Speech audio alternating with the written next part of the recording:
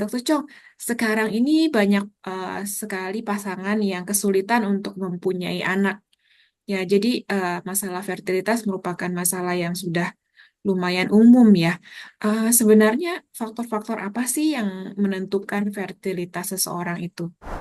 Embrio yang telah dibekukan, kualitinya tiada masalah. Kalau bekukan 5 tahun, 10 tahun, 20 tahun pun bisa, tiada masalah. Kalau umur 30 tahun mengandung, 10-nya satu akan keguguran. Mm-mm. Kalau usia 35, 10 yang mengandung, mungkin dua akan keguguran. Kalau usia 40, 10 yang mengandung, 4 atau 5 akan keguguran. Selama ini kasus-kasus apa dok yang paling susah untuk ditangani nih untuk yang ke fertilitas ini? Seorang bapa, kalau usia dia 70 tahun, 80 tahun, kalau dia sehat, masih ada sperma. Oke. Ya. Tapi untuk wanita, seorang baby girl, bila dia dah bersalin, semua telurnya itu saja. Ya. Hmm. So, ada hadnya. So, menstruasi kali pertama umur usia 12 tahun, telur tu memang banyak. Setiap kali datangnya mens, Hmm. telur dia semakin turun, turun, turun. Oh. Ya. Belasan tahun, 20 tahun, 30 tahun, 40 tahun. Bila kita habiskan telurnya, sudah menopause. Kalau begitu, kalau misalnya seorang wanita ada kista coklat gitu ya, kista darah itu, eh, bisa nggak ya kita selamatkan dulu sel telurnya, di freeze dulu gitu dok? Oke, syarat-syaratnya apa ya dokter Cong untuk melakukan IVF ini, untuk menyimpan sel telur atau sperma gitu? Syarat-syaratnya kalau di Malaysia tuh seperti apa? Halo, selamat malam. Saya Ira dari Ohana Medical Group. Hari ini kami mengundang Dr. Chong Warren dari TMC Fertility di Puchong. Dr. Chong adalah seorang ginekologi yang mempunyai subspecialty di bidang fertility. Beliau sudah berpengalaman lebih dari 14 tahun dan adalah seorang yang sangat ahli untuk mengenai masalah fertility. Dr. Chong, ya hari ini Dr. Chong akan berbicara dalam bahasa Indonesia, jadi kita lebih mudah untuk mendengarkannya ya. Dr. Chong, sekarang ini banyak sekali pasangan yang kesulitan untuk mempunyai anak. Ya, jadi masalah fertilitas merupakan masalah yang sudah lumayan umum ya. Sebenarnya faktor-faktor apa sih yang menentukan fertilitas seseorang itu? Baik, selamat malam Ibu. Ya, para hadirin Ibu-ibu, Bapak-bapak, terima kasih kerana bergabung dalam video ini. Ya, okey. So untuk pertanyaan, apakah faktor-faktor? So faktor-faktor infertilitas biasanya kita boleh bahagi pada dua. Ya, sebab untuk mendapat bayi, baby yang sehat, uh, telur kena bagus, sperma kena bagus. So dua-dua pasangan pria dan juga wanita pun penting. Ya, so untuk evaluasi kenapa ada masalah ketidaksuburan, untuk kaum pria dia lebih senang. Ya, kita hanya perlukan buat ujian analisa pada cairan sperma. Untuk analisa spermanya kita lihat jumlah sperma yang ada, mobilitasnya dan juga bentuk rupa sperma elok atau tidak. Ya. Hmm. Nah, untuk pasangan untuk wanita pula dia lebih rumit sikit. Kita perlu menilaikan riwayat menstruasinya teratur atau tidak. Kita perlu membuat pemeriksaan USG ultrasonografi untuk lihat bentuk rahim, uh, untuk lihat adakah benjolan macam miom ataupun polips dalam rongga rahim. Kita perlu periksa sama ada tubalnya tersumbat atau terbuka. Kita juga kena lihat ovarium sama ada cadangannya rendah ke bagus ataupun ada kista atau masalah lain. Ya, Sangat kompleks ya Dokter Chong ya sebenarnya ya. ya, ya. Dan tambahan pula kadang-kadang kita perlu membuat ujian darah untuk periksa hormon-hormon, untuk menelitikan ada masalah lain, masalah medis macam kencing manis ataupun kelenjar tiroid. Ya. Jarang-jarang kita pun kena aturkan ujian genetik untuk pasangan suami isteri untuk meneliti lagi mendalam apa penyebab tidak kesuburan. Hmm. Oke. Yang dua perawatan untuk infertilitas yang sangat terkenal gitu ya adalah IUI dan IVF. Kalau apakah semua membutuhkan IUI atau IVF? Okey, so IUI dan IVF adalah cara yang utama fertility, rawatan fertility. Nah, secara ringkasnya, IUI dia lebih senang, di mana pembuahan sel telur dan sel sperma berlaku dalam tubuh badan. Manakala untuk IVF, pembuahannya berlangsung kita dekat luar dari tubuh. Ya. So, untuk pasangan yang baru bernikah, kalau dia muda kurang dari 35 tahun, biasanya boleh cuba mengandung IUI. secara alami dulu. Tapi kalau lebihi setahun tapi tidak berjaya, dan kita boleh cuba dulu ubat pil subur. Ya, pil subur akan bantu kalau ada masalah kegangguan ovulasi. Pil subur boleh meningkatkan juga. IUI syarat-syaratnya adalah kalau ada masalah infertilitas yang ringan seperti faktor sperma yang ringan ataupun ada gangguan menstruasi, misalnya masalah PCOS Hmm. iaitu sindrom polycystic ovarium. IUI bisa bantu menaikkan peluang untuk berjaya. Hmm. Untuk IVF pula, kalau ada tentangan yang lebih berat, misalnya tuba sudah tersumbat ataupun spermanya sangat serius gangguannya, ya, ataupun cara-cara lain sudah tidak berhasil, dan kita perlu melangkah masuk untuk IVF. Dokter Yes. Chong, kalau untuk IVF dan IUI kan apakah ada resiko untuk couple secara kesehatan gitu ya ketika mereka menjalani IUI atau IVF, apakah ada resiko buat mereka? Karena setahu saya akan disuntikan hormon juga ya kadang-kadang untuk IVF gitu. Ya, ya. So biasanya umumnya IUI dan IVF dia umumnya dia aman, ya. Hmm. Okey, terutama untuk IUI biasanya kita hanya memberikan obat untuk minum. Kalau suntikannya untuk beberapa hari sahaja. Hmm. Okey. So IUI dia punya risiko adalah kadang-kadang kalau telur tu banyak, kita tidak boleh kawal berapa telur yang membuah. Ya, Hmm. iaitu kalau berjaya kadang-kadang boleh jadi penghamilan ganda, iaitu Hmm. twins ataupun triplets kalau berjaya. So dari segi pandangan doktor, uh, kehamilan berganda itu risiko tinggi. Hmm. Ya, tapi semua pasangan mereka dengan pasangan kehamilan kembar mereka gembira. Ya, Tapi untuk doktor, uh, lebih harus dijaga penghamilan ya. ya harus jaga. Risikonya actually jauh lebih tinggi kalau kehamilan tunggal. Ya, Hmm. misalnya premature baby itu kalau bersalin awal tidak cukup bulan, memang ada masalah. Hmm. Nah, untuk IVF, risikonya sebab kita bagikan suntikan. So, dalam 1%, 1% ya, dia ada risiko OHSS, ya, ataupun Apa tuh? sindrom hyperstimulation Oh, ovarium. oke. So, masalah dia ialah lepas kita kumpulkan petik telur prosedurnya, mungkin ovarium dia mungkin mengalami pendarahan, dia mungkin benjol, dalam perut tu mungkin berdarah, mungkin sakit, di mana kita memerlukan pemantauan di rumah sakit. Ya, tapi ini OHSS ni dia jarang, ya, Oh, itu bukan ketika kerap sangat. pengambilan sel telur. Selepas, Sesudah itu, selepas, sesudah sesudah. dimasukkan Ya. kembali. Oh, oke. Uh, Jadi untuk pasangan-pasangan yang saat ini mungkin memikirkan, mempertimbangkan untuk melakukan IUI atau IVF gitu ya. Prosesnya itu seperti apa ya, Dok? Jadi apakah yang harus diperiksa sebelumnya? Terus ketika dalam prosesnya mereka tuh harus bagaimana? Apakah ada yang harus dijaga, misalnya makanannya atau kondisinya gitu? Apa yang akan mereka alami selama proses IUI dan IVF ini? okay. So biasanya sebelum kita mulakan rawatan-rawatan, kita akan buat pemeriksaan dasar macam USG ataupun periksa darah. Bila semua dah periksa, dan kita akan buat rencana apa seterusnya.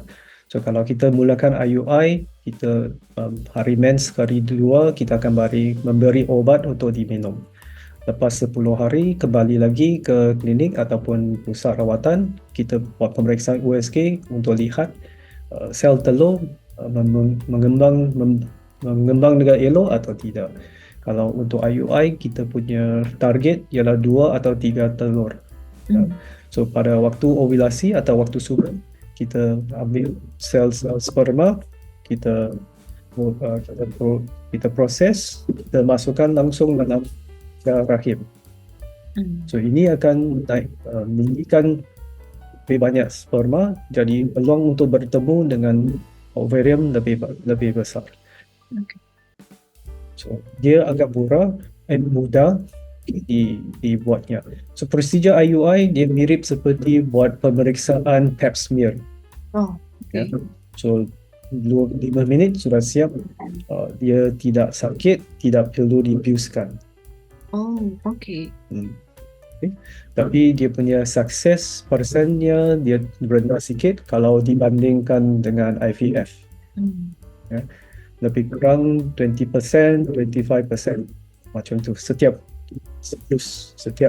kitaran rawatan.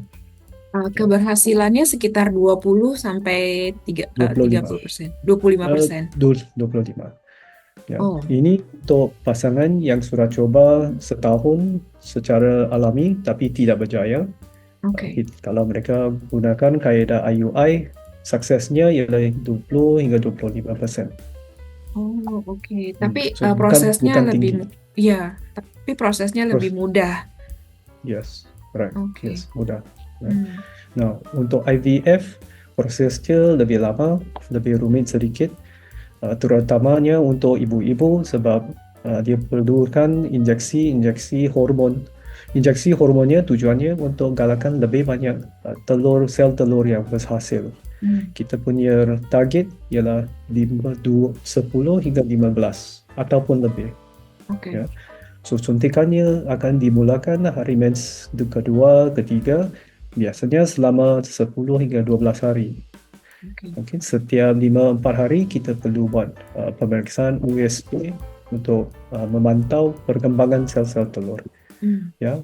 Waktu ovulasinya kita akan buat prosedur kecil memetik telur. Kita akan gunakan bius ringan supaya tidak rasa ngeri. Prosedurnya perlu 20 minit untuk keluarkan telur. Itu dengan melalui laparoskopi atau melalui vagina? Melalui vagina. Caranya macam USG dari vagina. Sama saja. So tiada luka pada perut, tiada pembadahan. Lepas kutip telur, mungkin ada pendarahan sedikit dari vagina. Mungkin 2-3 hari macam tu. So langkah kedua, lepas dapatkan sel telur, ahli embryologis dalam laboratorium akan membuahkan dengan sel sperma. So yang ini prosedur kita akan memantau untuk 5 hingga 6 hari. Selepas 5-6 hari, embrio yang bagus kualitinya, kita ada 2 cara. Kalau kita rencanakan fresh transfer embrio, kita akan memilih satu embrio masuk balik dalam rahim. Kalau kita rencananya ialah buat ujian genetik PGT ataupun kita frozen transfer, kita akan bekukan embrio-embrio yang baik. Jadi dari situ sudah bisa dipilih embrio-embrio yang baik, yang tidak maksudnya karena kadang-kadang kita dengar ada resikonya kalau misalnya dengan IVF gitu ya, bayinya bisa cacat atau apa gitu. Itu sebenarnya nggak begitu ya, dokter? So mungkin ada yang bertanya kalau IVF mungkin pernah dengar babynya ada kelainan, ada cacat, sindrom Down. Jawabannya ya memang bayi yang dikandung hasil dari rawatan IVF mungkin ada kelainan. Ini disebabkan pasangan yang perlukan IVF usianya lebih lanjut, biasanya lebih Oh, oke. lanjut. Tapi Ya. ketika sel telur dan spermanya digabungkan, itu sudah dipilih sel yang terbaik gitu ya. Okay. So kita pilih macam mana embryologist pilih sel sperma, sebab sperma tu berjuta-juta. Hmm. So kita akan tapis, kita akan pilih sel sperma yang paling aktif, bentuk yang elok. Kita pun tapis supaya spermanya, genetiknya yang lebih kuat.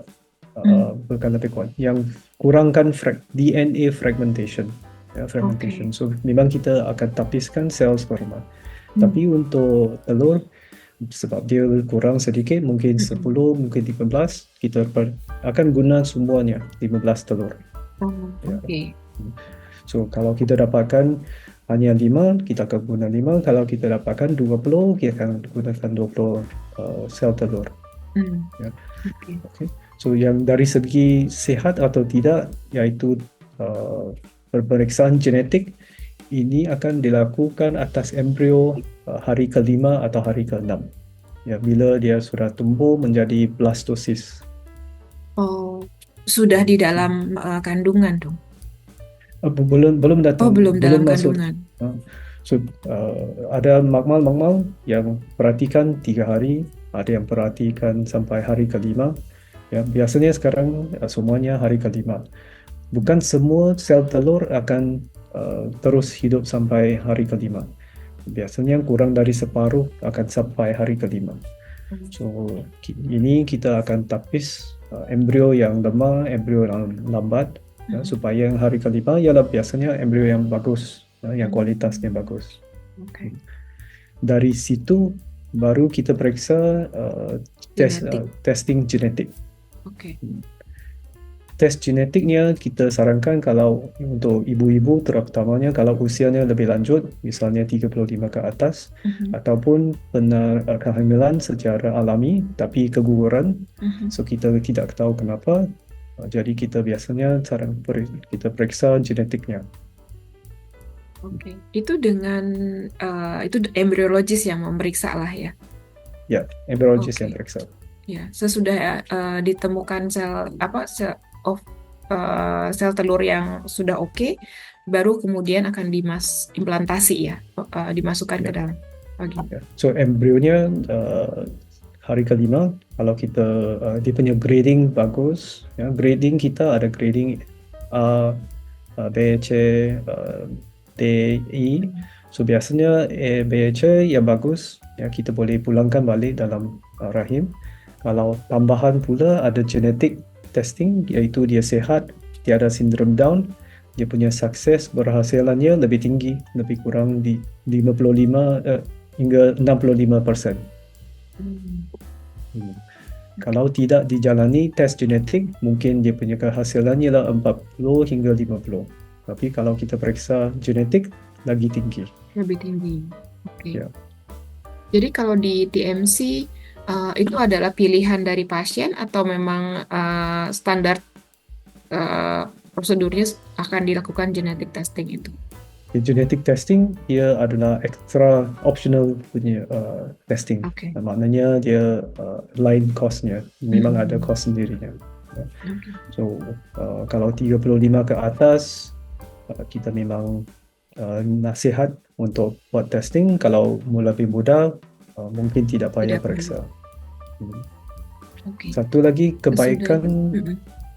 genetic testing, sebab kita periksa semua kromosomnya, kita pun tahu sama ada embrio itu laki-laki ataupun perempuan. Perempuan. Ya. Oke. Sesudah itu baru dimasukkan ke dalam vagina gitu. So, kalau kita sudah ada pemeriksaan genetik ni, periksa genetiknya dia perlu 2 minggu untuk laporannya.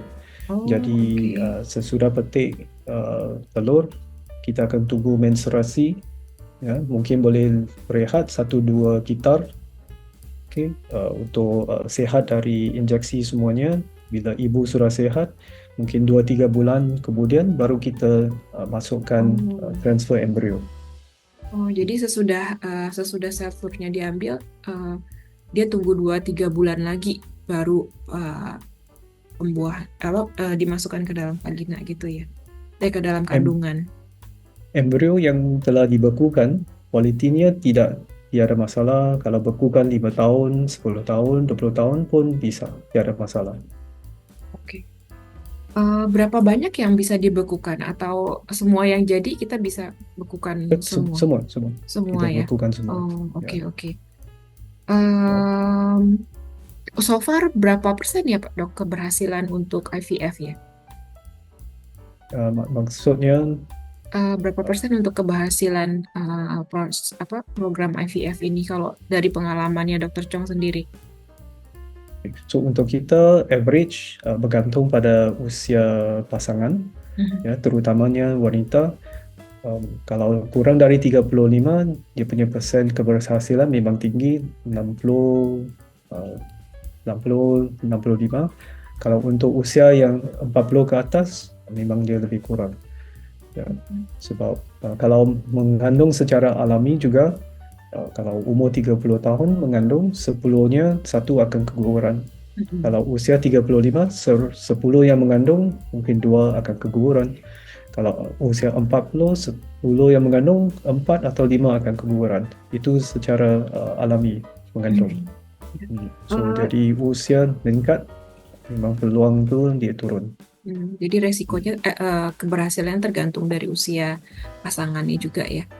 Ya, Ada hal yang bisa kita lakukan nggak ya sebagai pasangannya nih ya, untuk meningkatkan tingkat keberhasilan ini? Apakah dengan olahraga, makan sehat, atau ganti gaya hidup? Apakah itu akan membantu untuk keberhasilan proses ini? yang pentingnya nombor satu gaya hidup yang sehat. Dari segi permakanan kita kena jaga diet yang sehat, olahraga teratur, ya.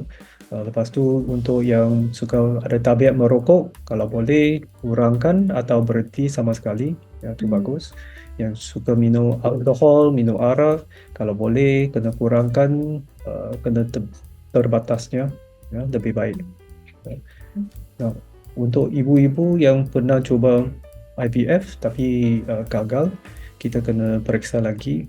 Ya, terutamanya ya, ibu-ibu yang ada kebenjolan pada rahim, misalnya Hmm. miom ataupun polips, ya, Hmm. kita perlu jalankan pembedahan ini untuk pastikan ruang rahimnya, lingkungannya elok untuk tanamkan embrio.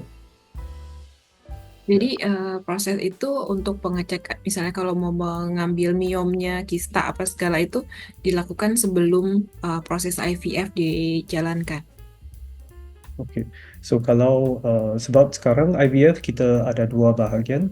Bahagian pertama ialah injeksi, keluarkan telur, bekukan embrio. Mhm. Jadi untuk masuk dalam balik embrionya kita berehat 2-3 bulan. So Mhm. biasanya kalau masalah pembenjolan kita akan lakukan sebelum masukkan embrio. Oh, oke, Hmm, oke. ya. Kecuali kalau benjolan itu mengganggu proses pemetikan Pengambilan. telur, Oke. pengambilan telur. Ya. Oke. Kalau misalnya sudah pernah menjalani IVF, terus kemudian gagal, sampai berapa kali ya dok, apa bisa dilakukan lagi IVF itu? Oke, so biasanya kalau kita buat IVF, kita ada bekukan mungkin 2-3 embrio. Mm-mm. Jadi kalau embrio kualitasnya bagus, sekarang kita masukkan satu untuk elokkan Mm-mm. jadi kehamilan berganda, ya. So kalau kita masukkan embrio kualitasnya bagus, top grade embrio, genetiknya normal tapi tidak mengandung, kita boleh rehat 1-2 bulan. Kalau ada embrio lagi, kita boleh masuk balik. Ya. So kalau hasilan dari IVF kita ada 4-5 embrio, kita boleh masukkan satu demi satu. Ya. So rehatnya 2-3 bulan. Tapi kalau kita masukkan lepas tu tidak berjaya, kita kena periksa lagi sama ada masalah antibody ataupun ada gangguan pembekuan darah. Ya. Hmm. So, masalah antibody atau gangguan pendarahan akan kurangkan keberhasilan sukses juga. Tapi berarti itu harusnya sudah dicek sebelum dilakukannya IVF ya? Ada tes Ya, darah sebelumnya kan ya, jadi kemungkinan itu sudah kita ketahui sebelumnya ya. ya, betul. Tapi ujian-ujian mendalam ni dia punya kos lebih tinggi sedikit. Ya. Mhm. Jadi kalau macam pemeriksaan medis yang umum dekat rumah-rumah sakit mungkin tidak periksa Hmm. antibody, tidak periksa gangguan pembekuan Pembekuan darah. darah.